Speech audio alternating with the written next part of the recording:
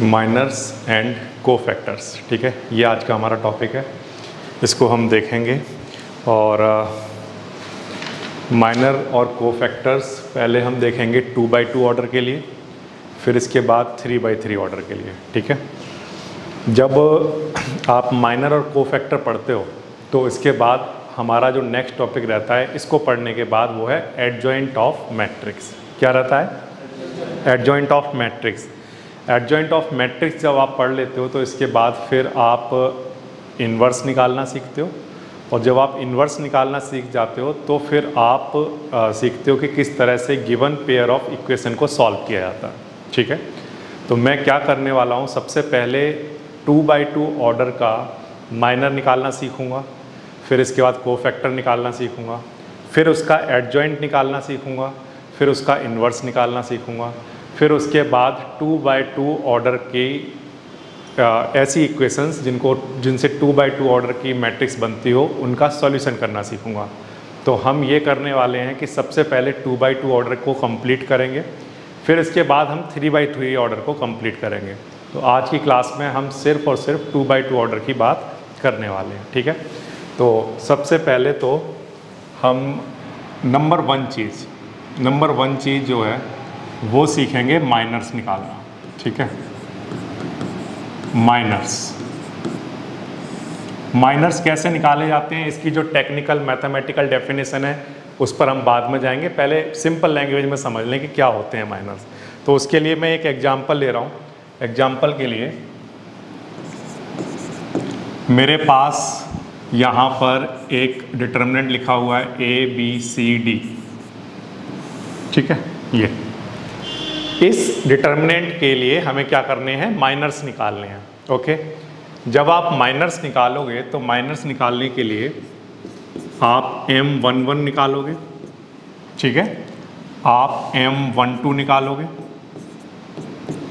आप M13 निकालोगे, और आप M21 निकालोगे। मुझे यहाँ पर लिखना चाहिए M21 निकालोगे, क्योंकि अभी हम सिर्फ 2x2 की बात कर रहे हैं, और M22 निकालोगे। ठीक, इतना काम आपको करना है। अब ये जो निकालोगे, इस बात का मीनिंग क्या है? देखो, M11 का मतलब है कि आप M11 के अलोंग जो भी एलिमेंट लिखा है उसका माइनर निकाल रहे हो। ठीक है, उसका माइनर निकाल रहे हो। जब भी यहाँ पर कोफैक्टर निकालना होगा तो उसका हम कहेंगे कि उस एलिमेंट का हम कोफैक्टर निकाल रहे हैं। इस बात का क्या मीनिंग है, देखो समझो। जब भी आप M11 निकाल रहे हो तो M11 कैसे निकाला जाएगा? तो आंसर है M1 निकाला जाएगा by deleting row 1 and column 1। ठीक है, फिर से माइनर कैसे निकाला जाएगा? पहली वाली रो और पहला वाला कॉलम को डिलीट कर दो, जो बचेगा वो हमारा क्या कहलाएगा, माइनर। इस बात का मतलब ये है कि जब मैं M11 निकालूंगा तो M11 के लिए फर्स्ट रो और फर्स्ट कॉलम को मैं छुपा देता हूँ। इसको मैंने डिलीट कर दिया, क्या बचा? D। ये मेरा क्या कहलाएगा, माइनर, M11 कहलाएगा। ये बात आई आपको समझ में? ठीक, तो यहाँ पर आ गया D। अब इसके बाद फिर से जब आप M12 निकाल रहे हो तो इस बात का क्या मतलब होगा, तो कैसे निकालेंगे? जो डेफिनेशन होती है मैथमेटिकल डेफिनेशन, वो ये कहता है कि M12 क्या होगा, तो उसकी डेफिनेशन है number that we found by deleting row 1 and column 2। ठीक है, फर्स्ट रो और सेकंड कॉलम को डिलीट कर दो, फर्स्ट रो और सेकंड कॉलम को डिलीट कर दो, तो जो बच जाएगा वो हमारा क्या कहलाएगा, माइनर। कौन सा वाला माइनर? M12। ये बात आई आपको समझ में? ठीक, अच्छा, तो ये तो कुछ वैसी लैंग्वेज हो गई कि जो आपको बुक्स में लिखी हुई मिलती है, लेकिन हम इन चीज़ों को कॉम्प्लिकेट नहीं करेंगे, हम बिल्कुल सिंपल लैंग्वेज में समझेंगे। तो सिंपल लैंग्वेज में समझाना शुरू करता हूँ। M11 निकालना है तो कैसे निकालोगे? फर्स्ट रो और फर्स्ट कॉलम को छुपा दो, क्या बचेगा, D। M12 निकालना है, फर्स्ट रो और सेकंड कॉलम को छुपा दो, क्या बचा, C। सिमिलरली सेकंड रो और फर्स्ट कॉलम को छुपा दो, क्या बचा, B। तो यहाँ पर क्या आ जाएगा, B। ठीक है, फिर इसके बाद M22 का मतलब क्या हो गया, सेकंड रो और सेकंड कॉलम को छुपा दूं, क्या बचा, A। इस तरह से आप माइनर निकाल लेते हो। ये समझ आया? एक बार फिर से मान लो आपके पास मैं एक और डिटर्मिनेंट लिखता हूँ। जैसे एग्जाम्पल के लिए मैं एक्सरसाइज 4.4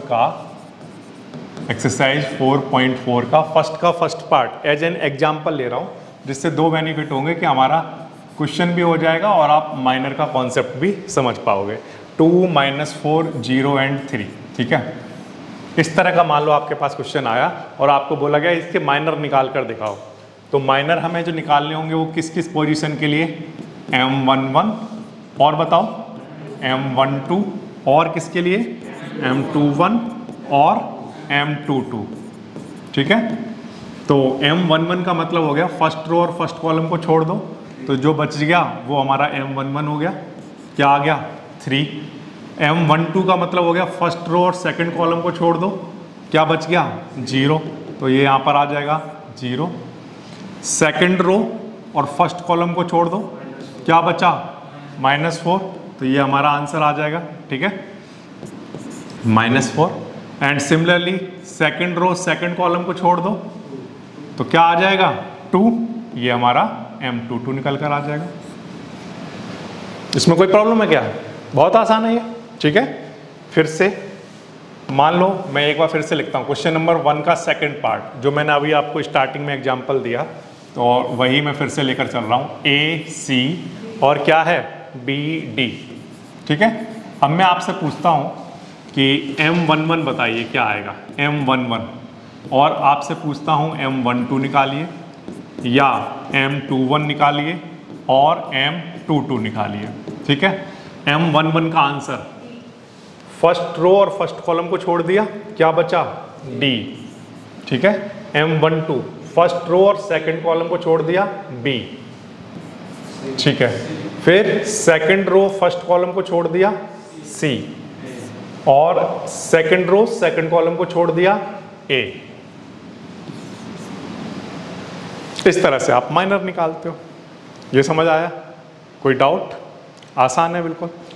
अच्छा, इसके बाद जब आप माइनर निकालना सीख जाते हो 2x2 ऑर्डर के लिए, फिर बच्चों आपको बोला जाता है कि आप कोफैक्टर्स निकाल कर दिखाइए, ठीक है। क्या निकाल कर दिखाइए? कोफैक्टर्स। तो कोफैक्टर्स कैसे निकालते हैं उसको समझते हैं। सबसे पहली चीज जो हमने यहाँ पर निकाल कर दिखाई है वो है माइनर्स। दूसरी चीज जो हम निकाल कर दिखा रहे हैं वो हैं कोफैक्टर्स, ठीक है। कोफैक्टर्स कैसे निकालेंगे सर? बिल्कुल आसान है। कोफैक्टर्स निकालने के लिए हम यहाँ पर लिख लेते हैं, आप चाहें तो C11 लिखना चाहें या A11 लिखना चाहें, वो आपकी मर्जी है। मैं फिलहाल NCERT की बुक के तरीके से लिख रहा हूँ। क्या लिख रहा हूँ? A11 और A12 और A21 और A22।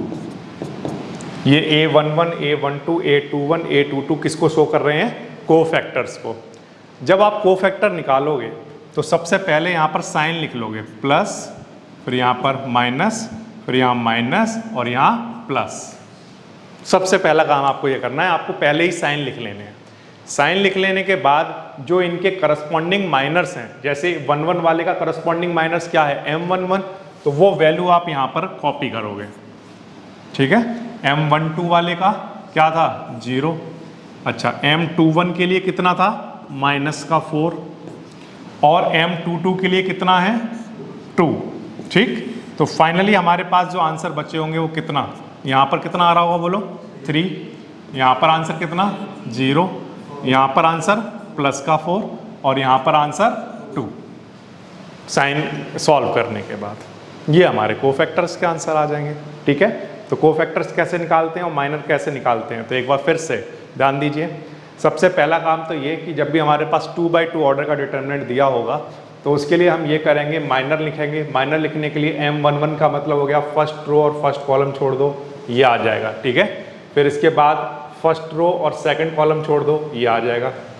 फिर इसके बाद 21 के लिए सेकंड रो फर्स्ट कॉलम छोड़ दो, ये आ जाएगा, ठीक। फिर इसके बाद सेकंड रो सेकंड कॉलम छोड़ दो, ये आ जाएगा, ठीक। ये तो निकल गए माइनर। फिर जब आप कोफैक्टर्स लिखोगे तो कोफैक्टर्स लिखने के लिए अपनी तरफ से पहले यहाँ पर प्लस माइनस माइनस प्लस। अब ये प्लस माइनस कहाँ से आए? तो आंसर है ये कोफैक्टर्स की डेफिनेशन है। कोफैक्टर को कैसे डिफाइन किया गया है? तो आंसर है कि A11 जो कोफैक्टर है वो A11 जो डिफाइन किया गया है वो पॉजिटिव ऑफ M11 के इक्वल होता है। बिल्कुल सिंपल, ठीक। A12 किसके इक्वल होता है? A12 कोफैक्टर किसके इक्वल होता है? तो आंसर है ये इक्वल होता है नेगेटिव ऑफ M12 के। A21 किसके इक्वल होता है? नेगेटिव ऑफ M21 के। और A22 किसके इक्वल होता है? पॉजिटिव ऑफ M22 के। ये इनकी क्या है? डेफिनेशन।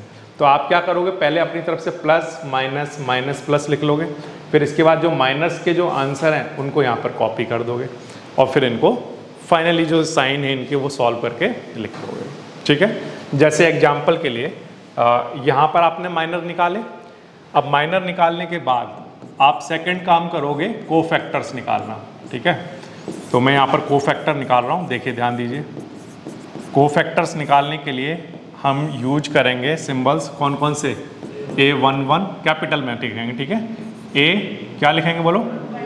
1 2 और क्या लिखेंगे? A21 लिखेंगे और क्या लिखेंगे? A22। NCERT की बुक में माइनर्स को स्मॉल a1 से डिनोट किया गया है, ये बात आप याद रखिए। अगर आप NCERT के अकॉर्डिंग चल रहे हैं तो वहाँ पर वो M से डिनोट नहीं करते हैं, वो इसको A से डिनोट करते हैं। तो मैं भी यहाँ पर थोड़ी देर के लिए A11 और क्या लिख देता हूँ? A12, A21 और A22 लिख देता हूँ, ठीक है। अच्छा, अब ध्यान दीजिए आप यहाँ पर अपनी तरफ से क्या लिखना है? प्लस, यहाँ पर माइनस, फिर प्लस, ये अपनी तरफ से लिखा आपने। फिर इसके बाद जो इनके करस्पॉन्डिंग एलिमेंट्स हैं उनको यहाँ पर आप लिख दोगे, ठीक है। माइनर जो भी आंसर आ रखे थे आपके B, और फिर क्या लिखोगे? C, और फिर क्या लिखोगे? A। ये आपके कोफैक्टर के आंसर बन जाएंगे। ध्यान दीजिए, जब आप 2x2 ऑर्डर की मैट्रिक्स का माइनर निकालना सीख लेते हो, कोफैक्टर निकालना सीख लेते हो, फिर इसके बाद जो आपको नेक्स्ट चीज़ निकालनी होती है थर्ड नंबर पर, उसे हम कहते हैं एडजॉइंट, ठीक है। क्या कहते हैं? एडजॉइंट कहते हैं। एडजॉइंट निकालना, ठीक है। एडजॉइंट ऑफ जो भी गिवन मैट्रिक्स है उसका एडजॉइंट निकालना। कैसे निकालते हैं एडजॉइंट? देखिए ध्यान दीजिए। मान लो मेरे पास ये एक मैट्रिक्स गिवन थी A, ठीक है, और इसका मुझे क्या निकालना है? एडजॉइंट निकालना है। तो एडजॉइंट निकालने के लिए हम क्या करते हैं, यहाँ पर जो आपके कोफैक्टर में आंसर आए हैं उन कोफैक्टर के आंसर की हम एक मैट्रिक्स बनाते हैं, ठीक है। क्या बनाते हैं? मैट्रिक्स। अब वो मैट्रिक्स कैसे बनाते हैं वो ध्यान से समझने वाली बात है। यहाँ पर जो नंबर लिखे हुए हैं वो कैसे लिखे हुए हैं? 3, क्या क्या आंसर आया? 3 0, 3 आया, 0 आया, फिर क्या आया बोलो? 4 आया और 2 आया, ये आया। ये जो मैट्रिक्स बन के तैयार हुई है ये आपका एडजॉइंट का आंसर नहीं है, ठीक है। इसका जो ट्रांसपोज होगा, इसका जो ट्रांसपोज होगा वो हमारे एडजॉइंट का आंसर होगा और वो कहलाएगा एडजॉइंट ऑफ A, ठीक। इसका ट्रांसपोज कर दीजिए, बताइए क्या आएगा? 3 4 0 2, ठीक है। ये बात आ रही है समझ में? तो जब मैं अभी इसको बता रहा हूँ तो पूरा डिटेल में जैसे बुकिश लैंग्वेज होती है बिल्कुल उस तरह से समझा रहा हूँ, लेकिन जब हम एडजॉइंट निकालना सीखेंगे तो एडजॉइंट आप 2 या 3 सेकंड के अंदर बता पाएंगे किसी भी मैट्रिक्स का एडजॉइंट कैसे लिख सकते हैं। वो मैं अभी बाद में बताऊंगा, लेकिन पहले जिस तरीके से चीज़ें दी हुई हैं बुक्स में मैं उस तरह से बता रहा हूँ आपको। माइनर समझ में आया कैसे निकालते हैं, ठीक। फिर इसके बाद कोफैक्टर समझ में आ गया कैसे निकालते हैं, फिर आपको एडजॉइंट समझ में आ गया कैसे निकालते हैं। एडजॉइंट जब भी बच्चों आप निकालो तो ये वाला स्टेप करने की कोई भी ज़रूरत नहीं है कि आपने पहले मैट्रिक्स को ऐसे लिखा फिर उसका ट्रांसपोज किया, नो नीड, ठीक। हम क्यों ना सीधा ये करें कि जब भी हम मैट्रिक्स लिखा करें तो यहाँ पर 3 4 और 0 2, जो यहाँ पर जो चीज़ हमें कैसी दिखाई दे रही है, जो चीज़ हमें कॉलम में दिखाई दे रही है ऐसी, उसको हम कैसा लिखते हैं? रो में। कॉलम में दिखाई दिया, कहाँ लिख दिया? रो में, तो डायरेक्टली क्या बन जाएगा? एडजॉइंट बन जाएगा। ये समझ आ रहा है? अच्छा, फिर से मान लो इस क्वेश्चन का हमें एडजॉइंट लिखना है, हमारे पास कोफैक्टर हैं, हम तीसरी चीज़ लिख रहे हैं वो है एडजॉइंट। ठीक है, एडजॉइंट कैसे लिखोगे, देखो ध्यान दीजिए, एडजॉइंट ऑफ ए कैसे लिखोगे बोलो। ये जो कोफैक्टर लिखे हुए थे इनको कॉलम की तरह ट्रीट किया और इनको कहाँ लिख दिया, रो में। ठीक है, कॉलम की तरह और फिर क्या कहाँ लिख दिया, रो में। ठीक, अच्छा मैं अभी एक क्वेश्चन और प्रैक्टिस कराता हूँ, फिर इसके बाद मैं आपको ट्रिक बताऊंगा। देखिए एक और क्वेश्चन मैं आपको दिखाता हूँ, 2x2 ऑर्डर का ही मैं लेकर चल रहा हूँ। जैसे एग्जाम्पल के लिए एक्सरसाइज है 4.5 और उसका है क्वेश्चन नंबर 1। उसमें मुझे एक मैट्रिक्स गिवन है, देखिए ध्यान दीजिए, 1 2 3 4। ठीक है, अब इस क्वेश्चन को कैसे करेंगे, इसमें हमें एडजॉइंट निकालना है। क्या टारगेट है, एडजॉइंट निकालने के लिए हम सीधा एडजॉइंट निकाल सकते हैं, नो, पहले क्या निकालना पड़ेगा, माइनर्स, फिर कोफैक्टर, फिर एडजॉइंट, ये स्टेप्स हैं। तो सबसे पहले मैं माइनर निकाल रहा हूं, माइनर्स। ठीक है, माइनर्स में A11 निकालूंगा, A12 निकालूंगा, A21 निकालूंगा, A22 निकालूंगा। A11 कैसे निकालेंगे, तो आंसर है फर्स्ट रो और फर्स्ट कॉलम को छोड़ दो, जो बच गया वो हमारा माइनर हो गया।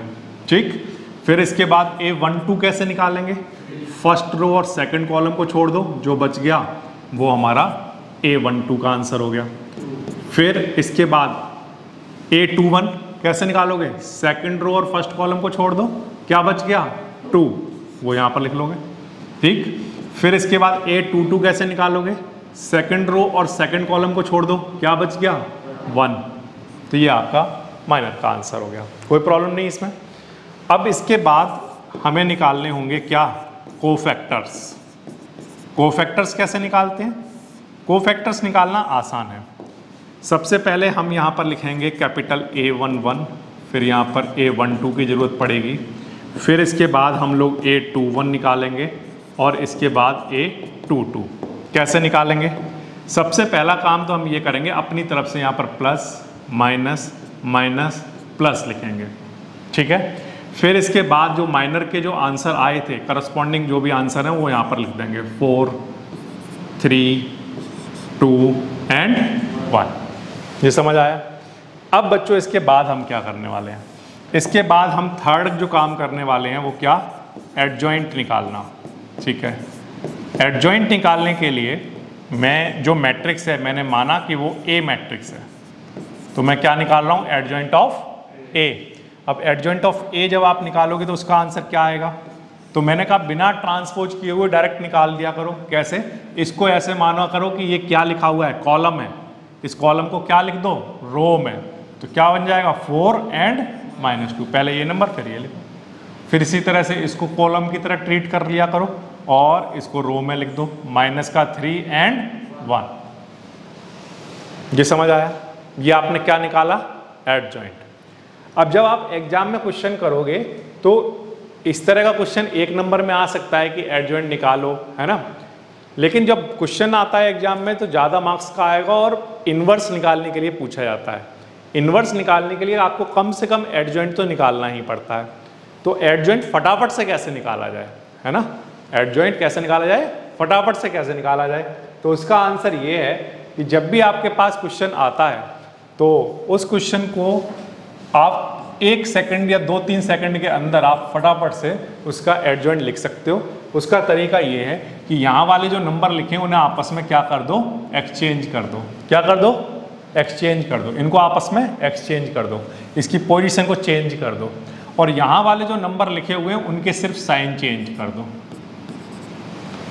ठीक है, यहाँ पर जो नंबर लिखे हुए हैं उनकी तो पोजीशन चेंज कर दो, और यहाँ जो नंबर लिखे हुए हैं उनके साइन चेंज कर दो। वो माइनस के हैं तो उन्हें प्लस के लिख दो, प्लस के हैं तो माइनस के लिख दो। तो ये जो आपका आंसर बना है यही आपके एडजॉइंट का आंसर है जो आपको ऑलवेज मिलेगा। ठीक है, तो आप फटाफट से किसी भी मैट्रिक्स का एडजॉइंट निकाल सकते हो। ये समझ आया। फिर से मान लो मैंने आपके सामने यहाँ पर ये एक मैट्रिक्स लिखी है, ठीक है, इसका आपको एडजॉइंट निकालना है। कैसे निकालोगे इसका एडजॉइंट, तो आंसर है कि इसका एडजॉइंट रहा होगा एडजॉइंट ऑफ ए। कैसे निकालेंगे?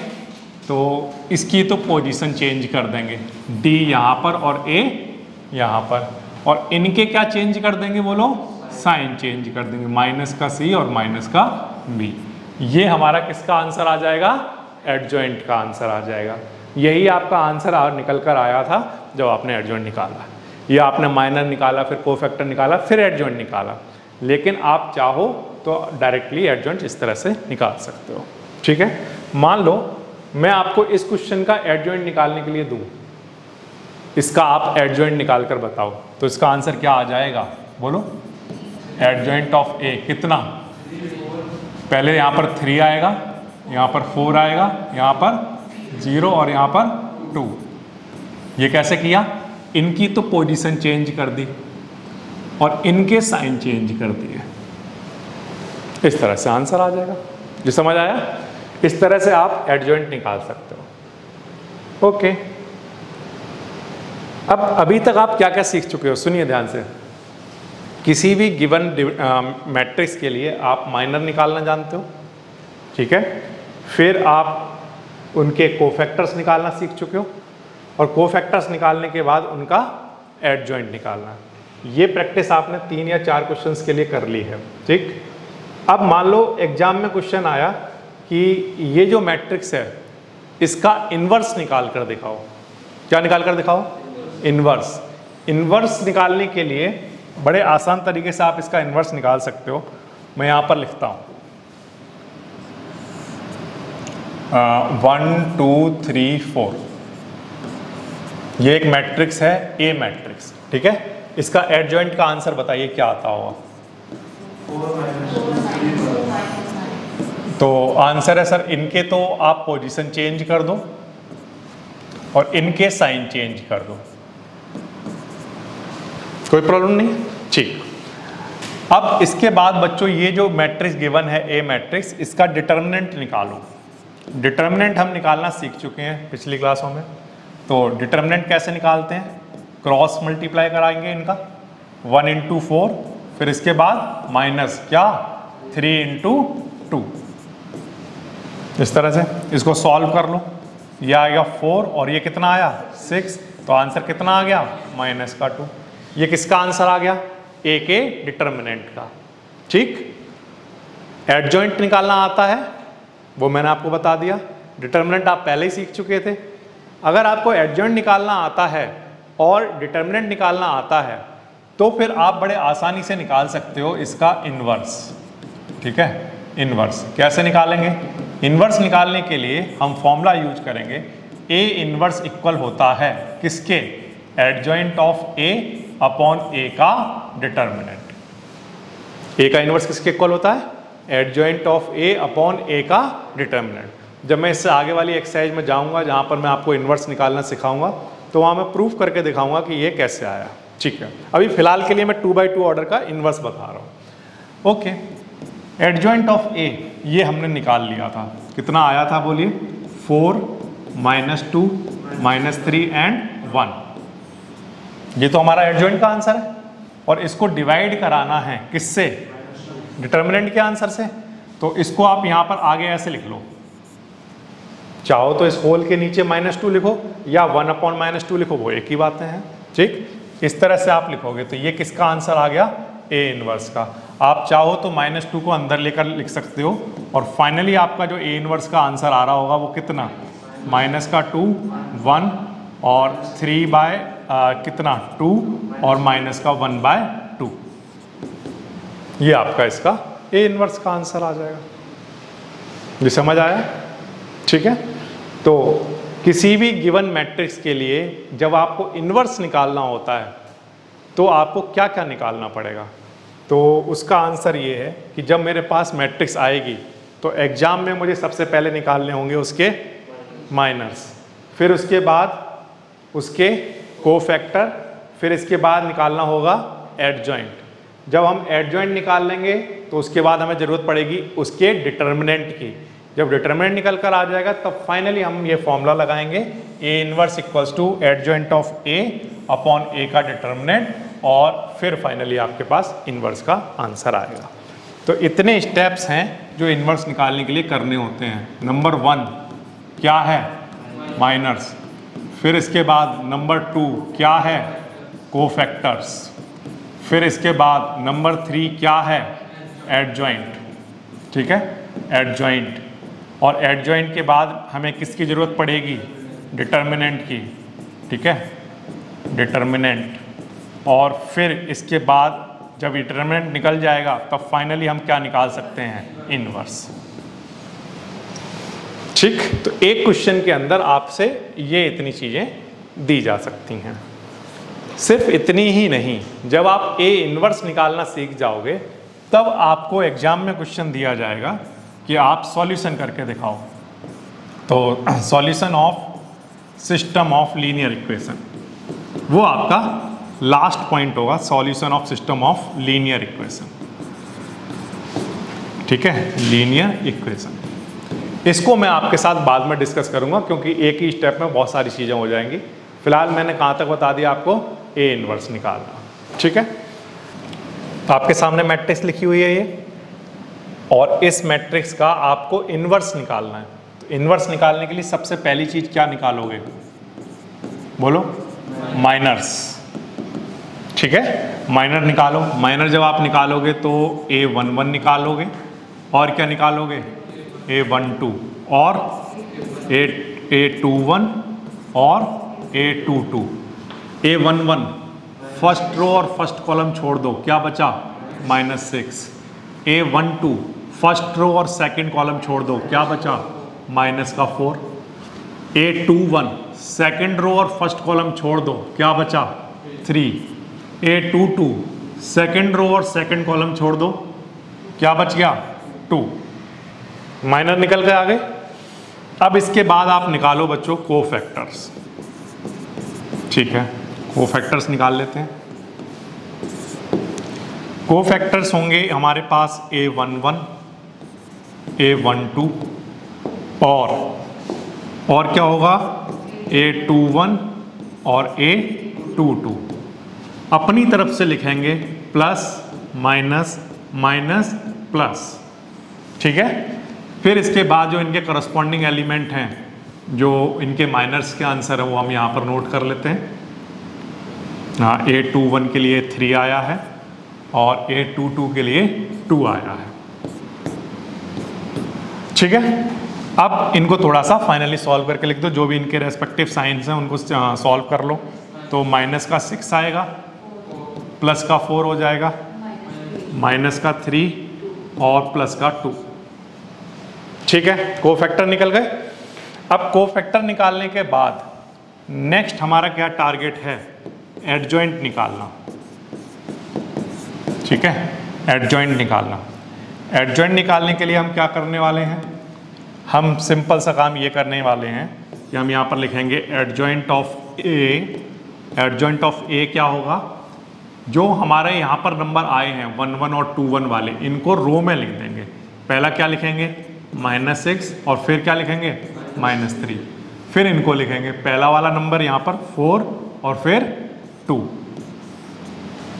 इनको आप कॉलम को ऐसा मान लो कि ये कॉलम है, इस कॉलम को आप रो में लिखो, फिर दूसरे कॉलम को दूसरी रो में लिखो। तो ये डायरेक्टली आपका क्या लिख जाएगा, एडजॉइंट लिख जाएगा। ठीक है, जब आप एडजॉइंट निकाल लोगे तो एडजॉइंट निकालने के बाद बच्चों आपका नेक्स्ट टारगेट क्या होगा, डिटर्मिनेंट निकालना।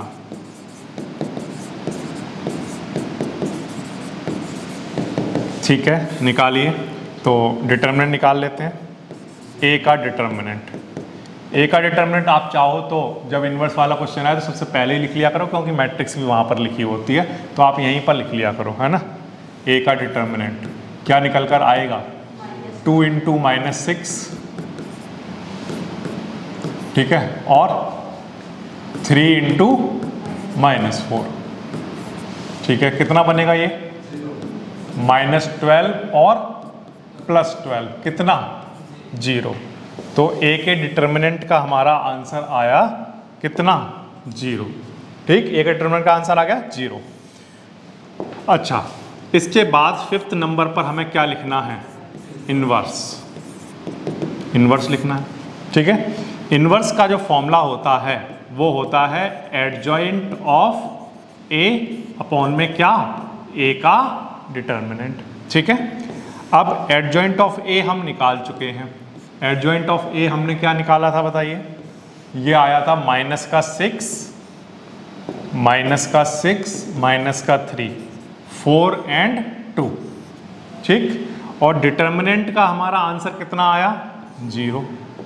अब क्योंकि डिटर्मिनेंट का आंसर 0 आ गया है, इसलिए ये जो गिवन मैट्रिक्स है इसका जो इन्वर्स है वो एग्जिस्ट नहीं करेगा, क्योंकि डिटर्मिनेंट का 0, क्योंकि डिटर्मिनेंट जब 0 आ गया तो डिनोमिनेटर में क्या आ गया, 0।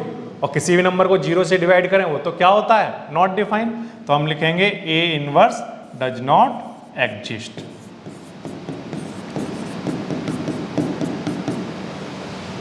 तो इससे आपने एक प्रॉपर्टी और सीख ली, किसी भी मैट्रिक्स का इन्वर्स कब एग्जिस्ट करेगा, तो आंसर है जब उसके डिटर्मिनेंट का आंसर 0 के इक्वल नहीं होगा, ठीक है। अगर वो 0 के इक्वल होगा तो उस मैट्रिक्स का इन्वर्स एग्जिस्ट नहीं करता होगा।